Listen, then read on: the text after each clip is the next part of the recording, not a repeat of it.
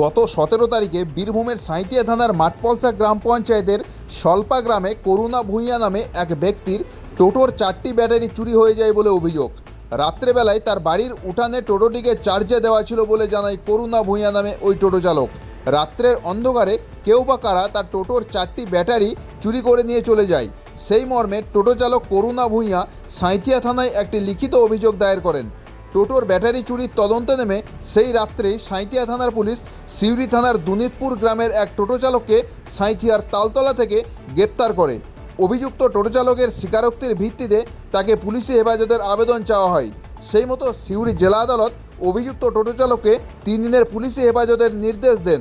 পুলিশি হেফাজতে থাকাকালীন গতকাল রাত্রে তার দেখানো অনুসারে এবং তার স্বীকারোক্তির মতে 4টে ব্যাটারি উদ্ধার এবং সিজ করে সাঁইতিয়া থানার পুলিশ।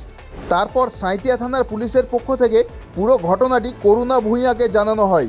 উদ্ধার হওয়া ব্যাটারির খবর পাওয়ার পর টোটো চালক করুণা ভূঁইয়া খুবই খুশি হয়েছেন এবং সাঁইতিয়া থানার পুলিশকে ধন্যবাদ জানিয়েছেন। সাঁইতিয়া থানার পুলিশের পক্ষ থেকে জানানো হয়, সমস্ত আইনি প্রক্রিয়া সম্পন্ন করার পর চুরি যাওয়া ওই 4টি ব্যাটারি করুণা ভূঁইয়ার হাতে তুলে দেওয়া হবে।